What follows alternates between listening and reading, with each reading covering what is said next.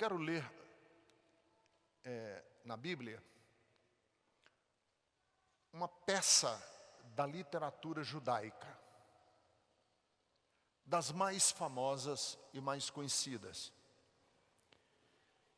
Eu quero ler apenas o comecinho do texto, que é chamado do profeta Jonas. Eu já preguei aqui na Bethesda diversas vezes sobre Jonas. Mas essa semana eu vinha meditando e eu tive alguns insights no profeta Jonas, mais a partir de um conceito literário do texto do que de um contexto religioso. Porque para você que veio aqui na Bethesda, ou você que nos acompanha pela internet, a Bíblia, além de ser um livro religioso e um livro de revelação espiritual, a Bíblia é também um livro, ou uma coleção de livros literários. A Bíblia é uma peça de literatura. E o livro do profeta Jonas é um livro literário, é uma peça de literatura. E Jonas é um conto, é uma história que se divulgou no mundo antigo, no mundo judaico, no mundo semita, no mundo israelita. É uma peça de literatura, e como peça de literatura está recheada de conceitos e é riquíssima em ideias, em pensamentos. E claro, é uma peça de literatura milenar. Assim como nós temos, não é, nos escritos gregos, as Ilíadas, nós temos nos escritos gregos a Odisseia, nós temos nos escritos judaicos essas peças de literaturas riquíssimas. E o profeta Jonas é um delas. Eu vou ler apenas o começo, mas eu vou me referir ao texto diversas vezes. Quero ler apenas os primeiros versículos que dizem assim: A palavra do Senhor veio a Jonas, filho de Amitai, com esta ordem: Vá depressa à grande cidade de Nínive e pregue contra ela, porque a sua maldade subiu à minha presença. Mas Jonas fugiu da presença de Deus, dirigindo-se para Tarsis. Desceu à cidade de Jope, onde encontrou um navio que destinava àquele porto. Depois de pagar a passagem, embarcou para Tarsis para fugir do Senhor. O Senhor, porém, fez soprar um vento forte sobre o mar e caiu uma tempestade tão violenta que o barco ameaçava arrebentar-se. Todos os marinheiros ficaram com medo e cada um clamava ao seu próprio Deus e atiraram as cargas ao mar para tornar o navio mais leve. Enquanto isso, Jonas, que tinha descido ao porão e se deitara, dormia profundamente. O capitão dirigiu-se a ele e disse: Como você pode ficar aí dormindo? Levante-se e clame ao seu Deus. Talvez ele tenha piedade de nós e não morramos. Então os marinheiros combinaram entre si: Vamos lançar sortes para descobrir quem é o responsável por essa desgraça que se abateu sobre nós. E lançaram sortes. E a sorte, ou azar, a sorte caiu sobre Jonas. Por isso lhe perguntaram: Diga-nos, quem é o responsável por esta calamidade?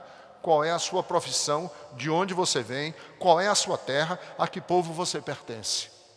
Ele respondeu: Sou hebreu, adorador do Senhor, o Deus dos céus, que fez o mar e a terra. Então os homens ficaram apavorados e perguntaram: O que foi que você fez? Pois sabiam que Jonas estava fugindo do Senhor, porque ele já lhes tinha dito. Visto que o mar estava cada vez mais agitado, eles lhe perguntaram: o que devemos fazer com você para que o mar se acalme? Ele respondeu: peguem-me e joguem-me ao mar, e ele se acalmará. Pois eu sei que é por minha causa que esta violenta tempestade caiu sobre vocês.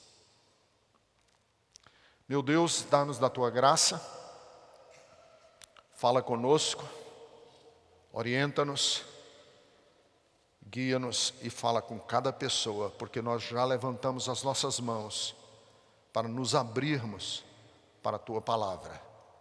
É o que eu te peço em nome de Jesus. Amém.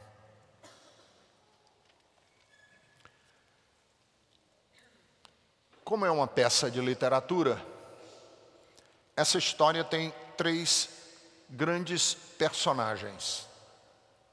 Quem são os 3 grandes personagens dessa história? Um deles é o Jonas. Inclusive o livro tem o título dele, Jonas. O segundo personagem é coletivo, é um povo, o povo de Nínive. E o terceiro personagem é Deus. Então vejam, como é que se constrói uma narrativa literária? Você tem a trama e tem os personagens. A trama é a seguinte: Nínive era uma cidade corrompida. Era um povo em decadência. Era uma sociedade injusta. Nínive era uma grande metrópole para o mundo antigo, mas era uma grande metrópole adoecida.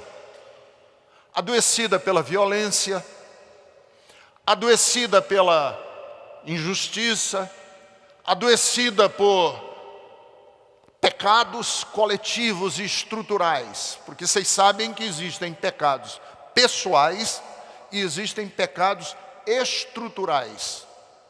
Jonas foi então chamado por Deus.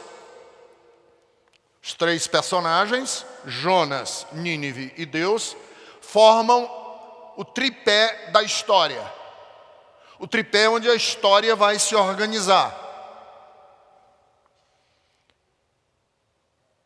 E essa história, a partir de Jonas, a partir de Deus e a partir do povo de Nínive, é uma história sobre amor, sobre a reivindicação da justiça.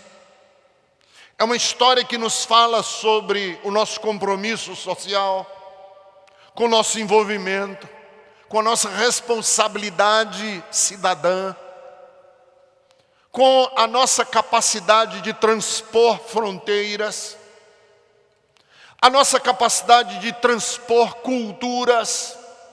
Por quê? Porque Nínive era uma cidade não israelita. E Jonas era hebreu. Jonas era um profeta dedicado a Javé. E Deus chama um profeta hebreu para transpor a cultura, para transpor as fronteiras e ir, entre aspas, fazer missão.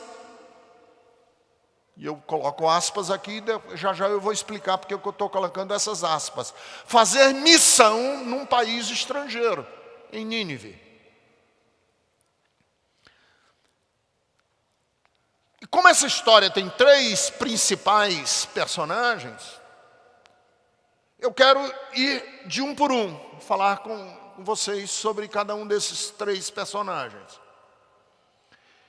E a partir desses 3 personagens, a gente aprender algumas coisas a respeito deles. E a respeito da nossa vida e a respeito do tempo que nós vivemos. Primeiro, Jonas. Quem é Jonas? Jonas é um cara que é chamado por Deus, um hebreu, um profeta, que resiste.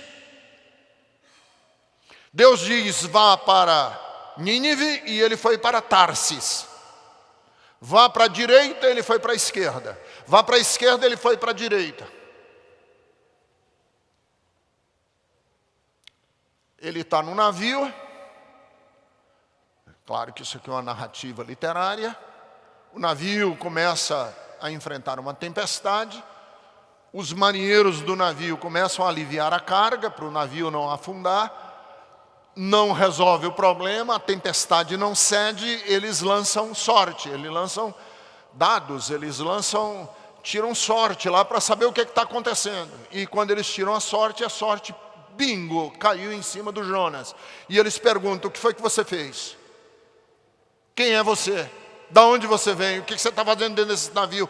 Por que esse navio está sendo açoitado dessa maneira? E Jonas diz, olha, eu sou profeta de Deus, e é por minha causa que o navio está numa tempestade, porque Deus me chamou para eu ir para Nínive e eu estou indo para Tarsis. Deus me chamou para eu ir falar para um povo injusto e eu estou me encolhendo, eu estou fugindo da minha responsabilidade. E os marinheiros perguntaram, o que é que a gente faz com você? Ele disse, olha, me jogue no mar. Assim como vocês lançaram a carga, joguem a mim no mar. E eles jogaram Jonas no mar, e aí vocês conhecem o resto da história. O Jonas foi engolido por um peixe, um grande peixe. A Bíblia não diz que era uma baleia, mas tornou-se senso comum. E as pessoas falam entre si, embora não esteja na Bíblia, que Jonas foi engolido por uma baleia. Passou 3 dias no ventre da baleia. E no ventre da baleia, Jonas finalmente aceita e diz, eu vou para Nínive. A baleia vomita ele no mar, do mar na beira da praia, e ele então resolve ir para Nínive e pregar o evangelho lá, pregar arrependimento, pregar boas notícias, pregar justiça, pregar a ira de Deus, pregar sabe-se lá o que ele foi pregar lá em Nínive. Algumas coisas sobre Jonas que eu quero falar com vocês assim. Nós devemos tomar muito cuidado para que a nossa compaixão não seja obscurecida, não seja apagada, não seja esmagada, que a nossa compaixão não seja esganada pelos nossos preconceitos.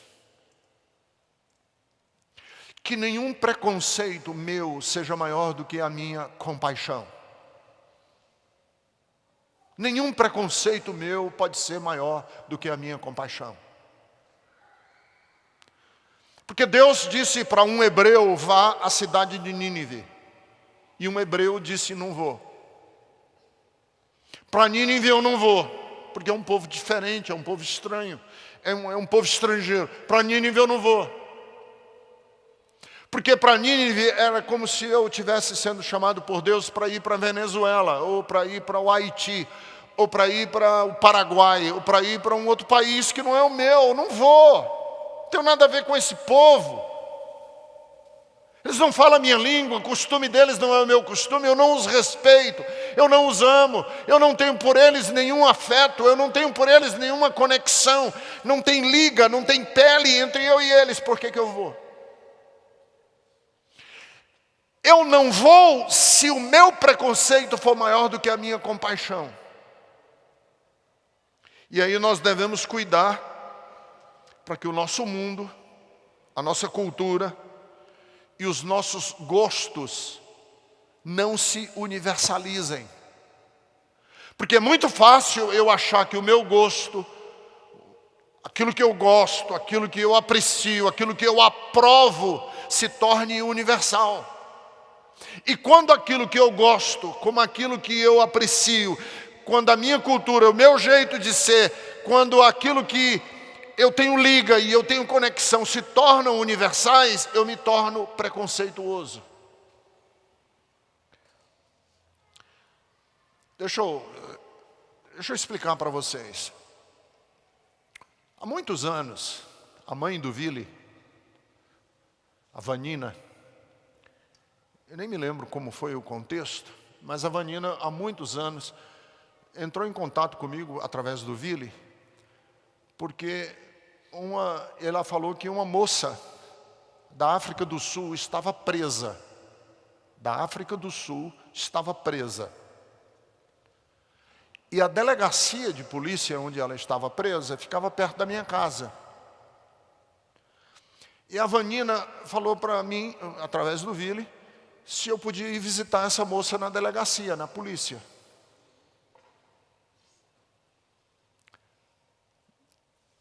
E eu quero confessar aqui como pecado, e não pecado meu. Preconceito, eu fui um Jonas. Eu pensei comigo, África do Sul? Conheço ninguém da África do Sul.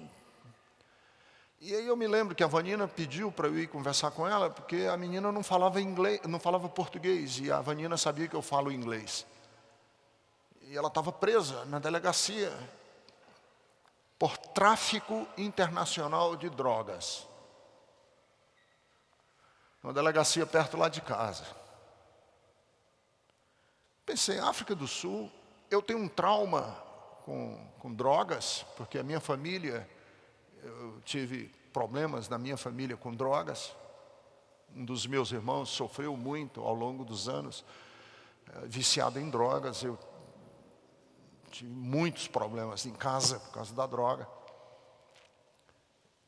África do Sul, drogas, e o preconceito meu com preconceito. Falei, não vou. E quanto mais eu dizia não vou, mais aquela voz dentro de mim, que era a voz do Espírito Santo de Deus, dizendo, por quê, Ricardo? E eu pensando, eu estou cansado, e deixa que outra pessoa... Mas aí eu pensei, puxa vida, é a Vanina. O Vili, eu acho que nem era casado com a Carol, e eu preciso agradar o meu futuro genro. E fiquei naquela luta, e eu vou e não vou, e vou e não vou, acabei indo. Às 3 horas da tarde. Saí de casa, fui lá na delegacia, me apresentei como pastor. O carcereiro foi muito gentil comigo. E falou, não tem problema. E eu entrei na cela da delegacia. E a cena foi horrível, irmãos. Porque, primeiro, tinham 2 grades e um corredor. Tinha a grade lá, a grade aqui, e um corredor separando as 2 grades. E o carcereiro falou o nome da menina, que eu nem me lembro mais. Ele falou, fulana de tal, tem uma visita aqui para você. Aí saiu aquela menina, e quando eu olhei, era uma menina lourinha, que devia ter uns 19 anos de idade no máximo. 19 anos. Dentro daquela, literalmente, jaula, que era uma jaula para, sei lá, 5, 10 pessoas, devia ter 40, 50 pessoas lá dentro. E quando ela me viu e eu falei em inglês com ela, ela começou a chorar. E aí fez assim com a mão, querendo, mas não alcançava. Ela dizendo, por favor, me ajude, eu estou aqui perdida. Caiu numa esparrela, caiu num esquema criminoso, mas na inocência de ganhar dinheiro, na inocência de ganhar mais alguma coisa. Por favor, entre em contato com a minha família, eu estou aqui presa. E naquele dia eu me lembrei de Jonas. Eu me lembrei de Jonas. E me lembrei da relutância do profeta em ir para Nínive. Porque ele é cheio de preconceito, e nós somos cheios de preconceitos. A gente tem preconceito contra o homossexual. A gente tem preconceito contra pessoas que a gente não conhece, craqueiros, e gente pobre. E a gente tem preconceito contra nordestino, e a gente tem preconceito contra paraguaio, e os nossos preconceitos vão nos criando capas, e vão nos criando reservas, e a gente vai se omitindo.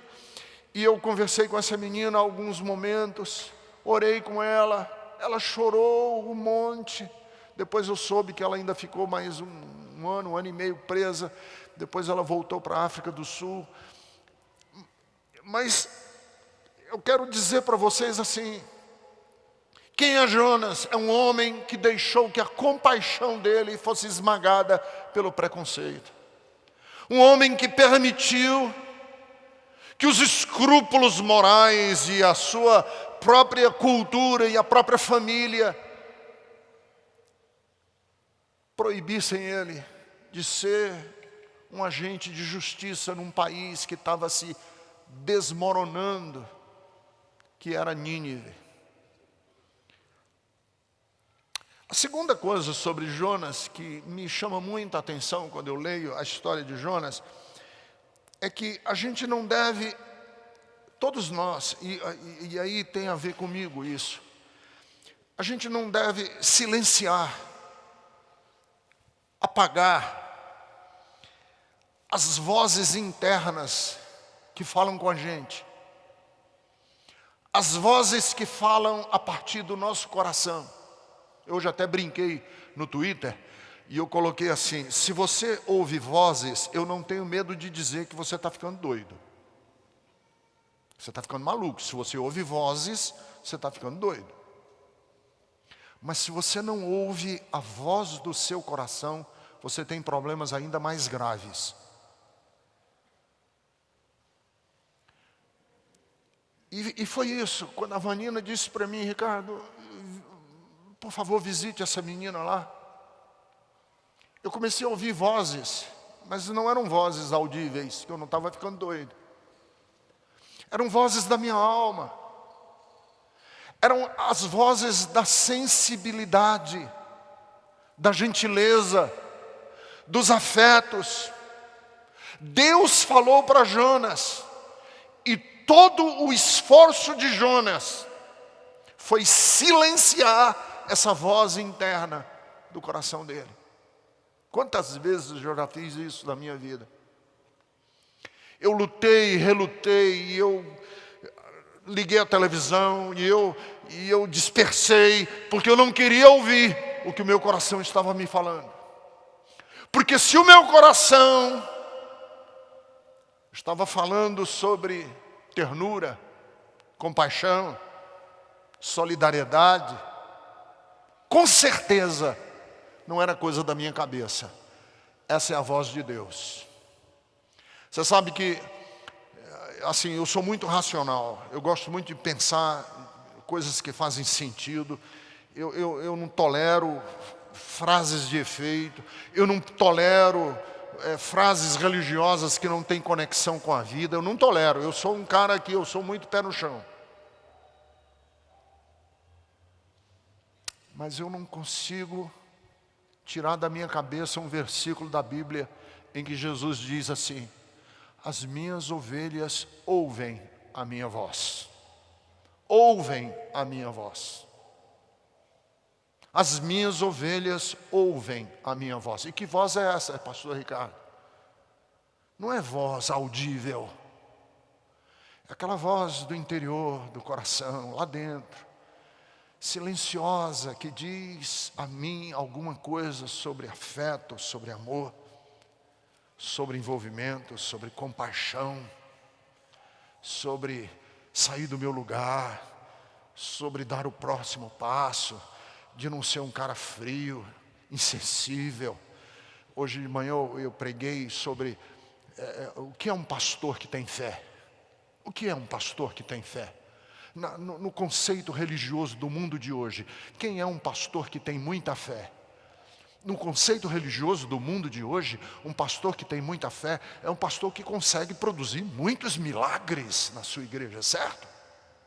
Mas de acordo com a Bíblia, um pastor de muita fé é um pastor que consegue mobilizar o seu rebanho no sentido da compaixão, da gentileza, da elegância. E eu, quando falo elegância, sempre gosto de ressaltar que não é elegância de roupas, é elegância humana, de porte humano, elegância no comportamento.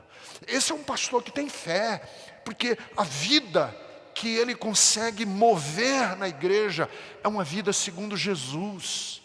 Essa é a fé que faz sentido para mim. E muitas vezes, queridos, Nós precisamos tomar cuidado de que as vozes que a gente ouve nos conduzam sempre no sentido, desse sentido, da beleza. E todas as vezes que você sentir impulsos internos, vozes internas, que movem você na direção do que sofre, do que chora, que sensibilizam você com cenas belas e bonitas, todas as vezes é Deus que está falando com você. Ouça, era Deus que estava falando para Jonas: vá para Tarsis. E ele gastou a energia vital em calar essa voz. E quando a gente cala a voz do Espírito Santo de Deus, a gente se brutaliza, se desumaniza, a gente se torna cínico, a gente se torna uma pessoa fria. Mas ainda em Jonas, porque eu vou falar de 3 personagens. Eu vou falar de Jonas, eu quero falar do povo de Nínive, e por último, e não menos importante, eu quero falar de Deus. Às vezes, a gente tem que assumir certas coisas na vida sem entusiasmo. Sem entusiasmo. Sem querer. Às vezes a gente tem que fazer certas e determinadas coisas, mesmo que a gente não esteja apaixonado, mesmo que a gente não esteja empolgado. Porque vamos combinar, o Jonas só foi para Nínive, porque caramba, se ele não vai, ele morre. Porque ele estava num barco, a sorte caiu nele, ele foi jogado do barco dentro da água, um peixe comeu ele está na barriga do peixe, aí dentro da barriga do peixe, cheio de bilis, e sendo já consumido pelos ácidos da barriga do peixe, ele diz: eu vou. Mas combinemos, ele não foi empolgado, ele não estava vibrando. E às vezes a gente tem que fazer certas e determinadas coisas, mesmo que não esteja empolgado. Ele foi forçado. Porque os impedimentos que ele criou no coração dele sufocaram o entusiasmo. E às vezes a gente está desentusiasmado, né? Nem sei se existe essa palavra em português, desentusiasmado. A gente está desentusiasmado com alguma coisa, aí diz: não vou fazer não. Por quê? Porque não tem graça. E só vale fazer alguma coisa na vida se a gente está apaixonado, está vibrando. Não. Quantas vezes eu já fiz algumas coisas na minha vida arrastando os pés? Quantas vezes eu já fiz coisas na minha vida porque era minha obrigação de pai? Quantas vezes eu fiz algumas coisas na minha vida porque era obrigação de pastor? Eu preferia estar assistindo o Corinthians. Quantas vezes tinha um jogo do Corinthians? Eu me lembro no dia que o Corinthians ganhou o Mundial. Gol do Romarinho, não foi? Foi o Romarinho que fez o gol? Hã? Foi o Guerreiro que fez o gol do Mundial? Você vê como eu sou um corintiano conectado. Eu estava bem aqui pertinho. Chegando na Bethesda, foi um jogo domingo de manhã. E eu estava chegando na Bethesda, ligado o rádio. Gol, gol, gol. Eu quase dei seta e voltei para casa. Mas eu estava a 50 metros da Bethesda. Eu falei: poxa vida, o pessoal veio para o culto, eu vou embora. Estou brincando. Mas é para enfatizar essa coisa que às vezes... E você sabe que às vezes eu fiz algumas coisas arrastando os pés, e quando termina, e passa algum tempo, vem aquela sensação de... Foi bom. Foi melhor do que ter cruzado os braços. Foi melhor do que eu ter desistido. Foi mais gostoso até do que se eu tivesse ficado de braços cruzados. A vida é assim. A vida da gente é assim. E Jonas aprendeu que às vezes cumprir certas determinações da nossa alma, mesmo sem entusiasmo, vale mais do que a negligência, do que o descaso. E a gente tem isso até em Jesus. Teve um momento que Jesus estava chateadíssimo com as pessoas. Teve um momento que Jesus olhou para o povo e disse assim: até quando eu vou ter que aturar essa geração? Até quando? Mas a Bíblia diz assim: mas ele não desistiu e tendo-os amado, os amou até o fim. Agora deixa eu falar do povo de Nínive. O povo de Nínive vinha num processo de decadência. E era um processo de decadência célere. Porque existem decadências e decadências. Existe uma decadência lenta, existe uma decadência célere. Por exemplo, a Bósnia, a Sérvia, foram países que entraram numa decadência célere. Em 5, 10 anos o país desmoronou. O Brasil vem numa decadência mais lenta, mas nós estamos em decadência, o nosso país. Um país que não tem escola, em que dinheiro para pesquisa sumiu, em que os hospitais estão sucateados, em que os presídios toda semana tem uma rebelião nova, em que o país está fatiado por facções criminosas, em que a cúpula do governo está abrigando cada vez mais ladrões e corruptos. É um país que está em decadência, em que o abismo social entre os muito ricos e os muito pobres se alarga cada vez mais. É um país que está em decadência, mas uma decadência mais lenta. Nínive estava numa decadência célere. Nínive estava desmontando, desmanchando, se esfarinhando como país rapidamente. E Deus disse: é preciso de uma intervenção. E chama Jonas. Jonas vai relutante, Jonas vai titubeando, Jonas não tá feliz, ele não está entusiasmado, mas foi. E andou pelas ruas da cidade de Nínive, pregando o juízo de Deus e dizendo: Deus vai destruir esse país. Deus vai pesar a mão. A notícia se espalhou em Nínive. Um foi falando para o outro, e chegou aos ouvidos do rei. E quando o rei soube, o rei caiu de joelhos, se arrependeu e decretou um jejum. Aí eu acho engraçado o relato. De que o jejum foi geral. Até os animais foram proibidos de comer. Era um jejum, uma penitência, era uma quarta-feira de cinzas radical. Todas as padarias fecharam, todos os supermercados. E o rei falou: vamos chorar e vamos nos arrepender coletivamente. Coletivamente. E aí vem uma lição de Nínive para nós. É que quanto mais enraizado estiver o mal numa sociedade, mais radical precisam ser as decisões dessa sociedade para se ver livre do mal.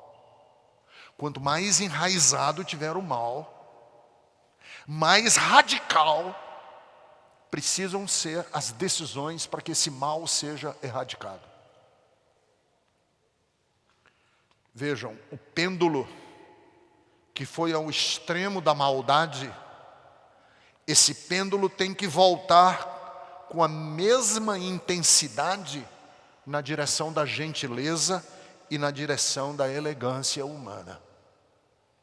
E isso serve para você individualmente.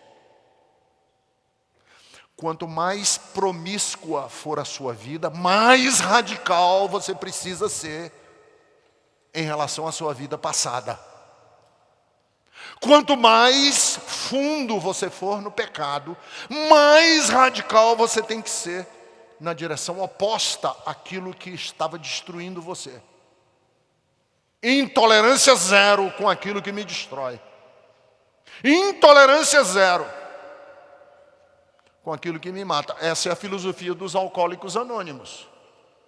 Os Alcoólicos Anônimos têm uma filosofia que é a seguinte: um alcoólico é como uma vela, que você acende a vela e ela vai consumindo. Você para de beber, você apaga a vela. No dia em que você volta a beber, se você é alcoólico, você não volta para o topo da vela não, para uma vela inteira. Você volta a queimar do ponto em que você deixou. Por isso os Alcoólicos Anônimos têm uma filosofia, e a filosofia dos Alcoólicos Anônimos é: você será sempre um alcoólico, portanto, evite sempre qualquer gole. Eu posso me dar ao luxo de beber 1, 2 taças de vinho. Mas um alcoólico não pode beber um gole. Porque esse um gole, ele tem que ser radical. Um alcoólico tem que ser radical com o álcool. Porque é o que mata ele. É o que destrói ele. E se ele não for radical com aquilo que o destrói, ele será destruído. E foi assim que a cidade de Nínive se comportou em relação ao pecado. Segunda coisa interessante da cidade de Nínive é que arrependimento não significa adesão religiosa. Eu vou explicar. Quando eu digo assim, olha, você precisa se arrepender, ser radical com aquilo que lhe destrói, eu não estou dizendo que você tem que deixar de ser católico para ser evangélico, não. Eu só estou dizendo que você precisa tirar da sua vida o que está lhe destruindo. Por que eu digo isso? Porque nós não temos notícia no texto de que o povo ninivita se transformou em povo hebreu. O povo de Nínive continuou pagão, continuou uma cultura diferente de Israel, continuou um outro povo. Porque arrependimento de vida não é igual a mudança de religião. Não adianta mudar de religião, não adianta você deixar de ser católico e ser evangélico, ou deixar de ser evangélico e ser umbandista, ou deixar de ser umbandista para ser judeu. Não adianta mudar de religião. E outra coisa, uma coisa não implica na outra. Porque eu conheço muita gente que já mudou de religião e não mudou de vida. Deus chama ao arrependimento, não significa que Ele chama a uma mudança de igreja. Ele chama a uma mudança de vida. Por isso eu me sinto com muita liberdade de dizer hoje, ou você muda de vida ou você vai morrer. Que foi essa a mensagem de Jonas na cidade de Nínive. Aí você está dizendo, o pastor está sendo catequista, está querendo me converter a Betesda. Não, não estou. Eu estou querendo poupar a sua vida de ser destruída. E por onde você vai e o que você vai fazer, aí é com você. Porque Jesus disse à mulher adúltera, vá em paz e não peques mais. Vá embora. Você pode ir o seu caminho, não tem problema para onde você vai, qual é a sua filiação religiosa. Eu só não quero é que você continue albergando na sua vida o que lhe destrói. Mas vamos sair de Jonas e vamos sair de Nínive e vamos para Deus.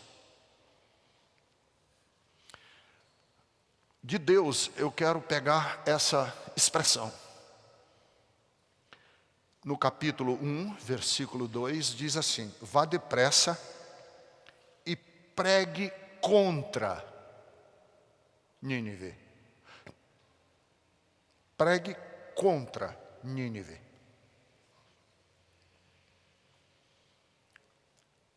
Advertência não é uma expressão da justiça, é uma expressão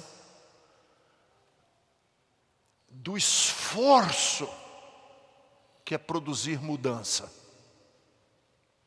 Em outras palavras, Deus advertiu não para mostrar que Ele é severo.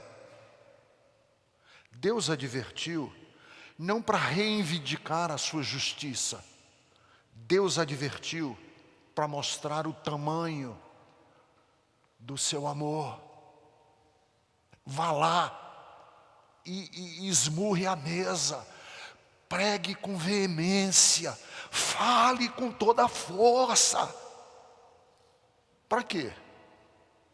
Para o povo ficar, cuidado com Deus, cuidado com... Não, para que eles saibam que eu não estou indiferente, sentado num trono de espaldar alto, de braços cruzados, olhando a sorte do povo e não fazendo nada. Vai lá e fala para o povo que quando eu falo de justiça, eu não estou falando de severidade. Quando eu falo de justiça, eu estou falando de compaixão. Porque compaixão e justiça são irmãs gêmeas. Aliás, são irmãs siameses. Toda compaixão é fruto da revolta contra a injustiça. Toda compaixão é porque eu vi a injustiça e não aceitei, e o meu coração se revoltou com aquela injustiça. Hoje a gente vinha no elevador com o Vili, e o Vili falou: Ricardo, pense nessa criança que morreu de uma bala perdida no Rio de Janeiro agora, no virada do ano. Está no quintal com a casa, celebrando a passagem de ano. E vem, ninguém sabe de onde, uma bala e acerta a cabeça do seu filho. Se essa injustiça desse país não nos comove, nós não temos compaixão.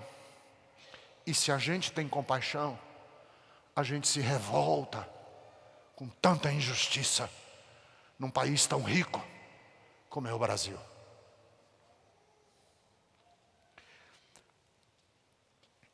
Deus não cria inevitabilidades. Deus não cria inevitabilidades. Deus nos chama, nos interpela para a gente mudar aquilo que a gente consideraria inevitável no futuro.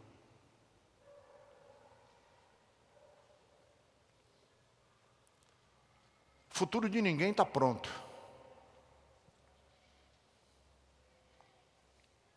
Deus disse a Jonas, e disse: Jonas, vá depressa à cidade de Nínive, pregue contra ela. Capítulo 3 diz: a palavra do Senhor veio a Jonas pela segunda vez: vá à grande cidade de Nínive, pregue contra ela.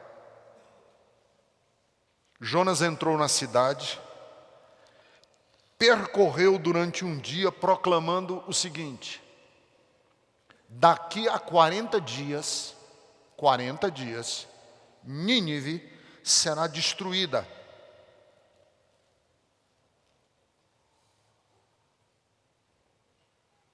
Os ninivitas ouviram essa palavra, creram, proclamaram um jejum, todos eles, do maior ao menor, vestiram-se de pano de sacos, e quando as notícias chegaram ao rei de Nínive, ele se levantou do trono, tirou o manto real, vestiu ele próprio, o rei, um saco de cinzas, sentou-se sobre cinzas e fez um decreto. Não é permitido nenhum homem, animal, boi, ovelha, coisa alguma, ninguém coma, ninguém bebe. Cubram-se de panos de saco, todos clamem a Deus com todas as suas forças. Deixem os maus caminhos, abandonem a violência. Talvez Deus se arrependa e abandone a sua ira e nós não sejamos destruídos. Tendo em vista o que eles fizeram e como abandonaram os seus maus caminhos, Deus se arrependeu e não os destruiu como tinha ameaçado. Nada é inevitável. Não existe inevitabilidades. Não existe inevitabilidade. Eu tenho uma bronca tremenda com prognosticador, com profetisa de igreja pentecostal, com cartomante, com quem lê cartas, quem lê, como é aquela carta aqui? Tarô. Eu tenho uma bronca. Eu acho isso tudo um embuste. Me desculpe se você é taroísta aqui. Por quê? Porque eu acredito que ninguém pode dizer nada sobre o futuro. Nem profetisa pentecostal, nem taroísta, nem ninguém. Sabe por quê? Porque não tem nada lá no futuro para você adivinhar. Porque todo o futuro pode ser mudado hoje. Todo o futuro pode ser mudado hoje. Toda a história que estaria prefixada pode ser alterada por você. Então não há nada a ser adivinhado. Não existe nada a ser prognosticado ou prognosticado. Porque Deus não cria inevitabilidades no futuro. Seu futuro pode ser mudado hoje, a minha história pode ser mudada agora. Depende das escolhas que eu fizer na minha vida, dos caminhos que eu optar, de como eu vou me comportar. Aquilo que o profeta disse a respeito de Nínive, dentro de 40 dias essa cidade vai ser destruída, não aconteceu. Porque toda profecia bíblica tem um se antes. Se vocês fizerem assim, será assado. Se vocês fizerem assado, será assim. Depende de como você vai se comportar.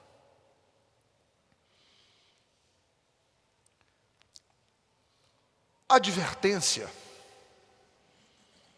não produz uma visão de um Deus severo e nem Deus cria inevitabilidades.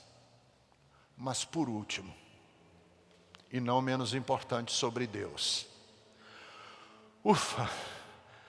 Ainda bem que Deus é mais amoroso do que constante. Diga comigo, todos aqui, hoje à noite, que eu quero que vocês guardem essa frase. Diga assim: ainda bem que Deus é mais amoroso do que constante. Sabe por quê? Porque quem ama não pode ser constante. Quem ama não pode ser constante. A única coisa constante em quem ama é amar. Quem ama não pode ser pau é pau, ferro é ferro, é assim e eu não arredo o pé. Quem ama não pode ser assim.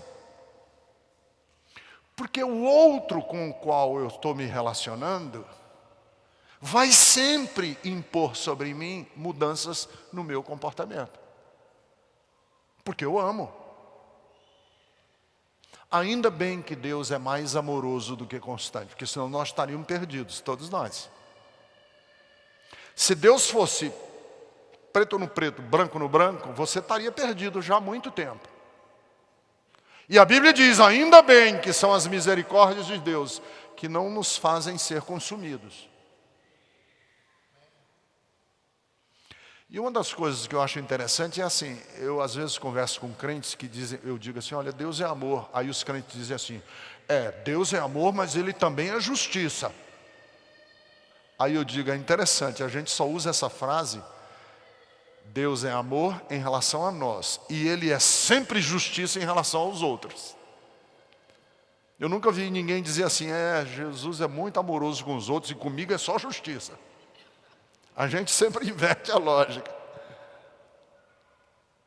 Ainda bem que Deus é amoroso. Sabe por quê? Porque Deus fez todo esse esforço para mandar o profeta ir lá dizer em Nínive que ia destruir a cidade em 40 dias. Mas o povo se arrependeu, chorou. O rei proclamou um jejum que até os animais pararam de comer. E Deus disse, olha, tendo em vista o que o povo está fazendo, eu vou mudar e não vou destruir com Nínive. E aí a ironia do tratado literário. Jonas ficou bronqueado. Não, Jonas ficou, como diz lá no Ceará, fumando numa quenga. Ele ficou louco. Ele falou, não é possível. Não é possível. Você manda tempestade, me joga no mar, o peixe me engole, o peixe me vomita na praia. Eu fui lá, botei a minha cara a bater, andei pelas ruas da cidade pregando que você ia destruir o povo em 40 dias. E você vem com essa história bonitinha de que vai perdoar o povo? Não, fogo do inferno neles. Não, senhor, não aceito isso. Só que ele estava debaixo de uma latada.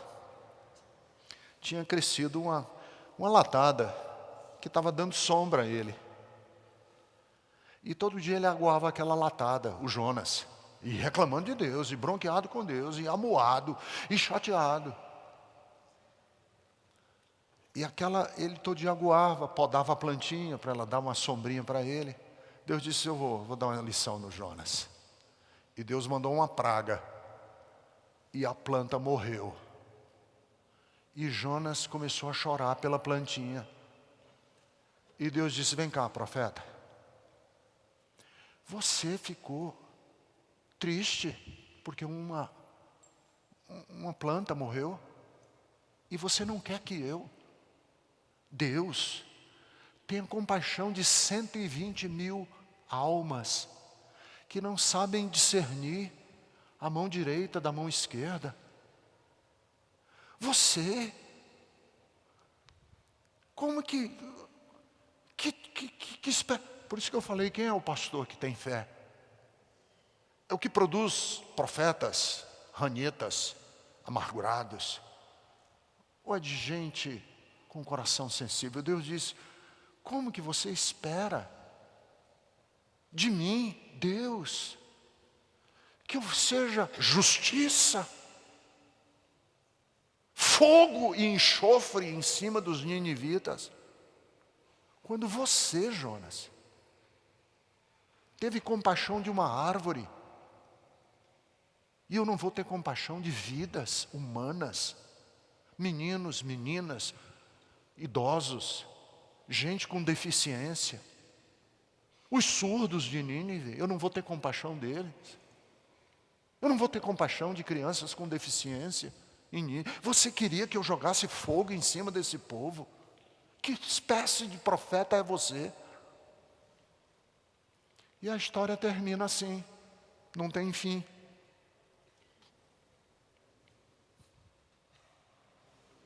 Acabou. E o resto vocês pensam. E o resto fica com a gente. É assim que você quer ser? É assim que o Ricardo Gondim quer ser?